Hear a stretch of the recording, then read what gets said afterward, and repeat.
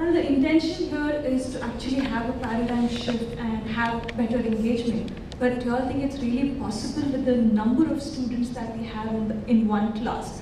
The minimum number of students in a class nowadays in any school average would be 30 to 40, and I think I'm actually underquoting it. I think it is more than 40. I'm seriously underquoting it. But even with that, do you all really think it is possible? Good morning, everyone. Firstly, yes, it's a strange thing to be happily married in today's time. Coming on your question, it's a state of mind, you know. A curriculum, be it ICSE, be it CBSE, be it IB or IG, entirely the success of any curriculum delivery depends on the teacher in the class. It's not about the curriculum, it's how you handle the curriculum.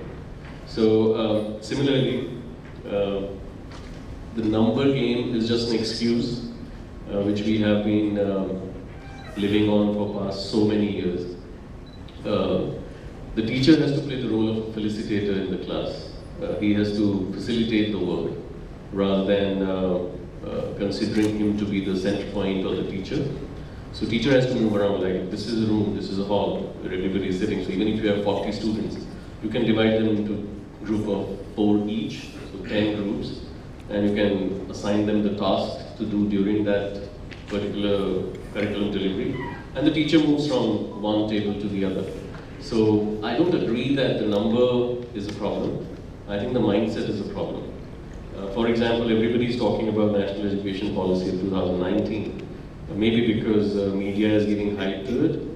But unfortunately, most of us as educators did not even read 2005 Education Policy, which was a wonderful document, written, pinned down, executed by the educationists.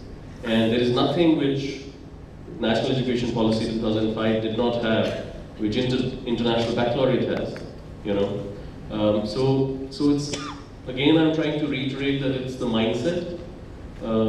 We have to accept good things which are coming in and implement it on the ground. And the onus lies with the heads of the schools. If as head of the school, I'm not aware about the National Education Policy for so many years, then I don't know how it's going to be implemented in the class. Good morning, everyone. I think I'm going to build on Mr. Bali's point. I totally agree with him that number is a myth. We can't do X with a large number of students. There is a misconception around that, and I think if people actually start reading up more or attending, conferences or programs where you actually learn about how to implement, for example, formative assessment in class, you will pick up techniques which allow you to work with larger numbers. It may be very easy coming from perhaps a school that actually has smaller numbers to say this, but if I wear my previous cap of being the regional director of Cambridge, I can say it with a lot of confidence that if Mr. Bali referred to the mindset, I'm going to just build that a little further. He spoke about curriculum, the other colleagues did as well, and he spoke about the teacher mindset. The third angle that I'll add there is assessment. And I want to just introduce this concept of washback effect. Some of you would be familiar with that.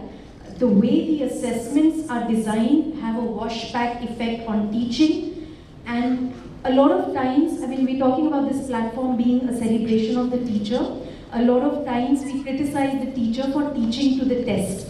But if the test is designed in a way where the teacher is teaching not to rote learning, then the teacher will be much better equipped to deal with the pedagogy and teaching in the class. So I think one thing that I must say is that one thing that I saw different about the new education policy now is the focus on formative assessment very, very clearly. And there is slightly, at least there is mention of it will not focus on rote memorization, which seems to be the case in all these years, whether it was intentional, unintentional. But if the assessments allow the opportunity to test analysis, skills of creativity, problem solving, then the teacher will be forced to teach in the class that prepare the students for those kind of tests.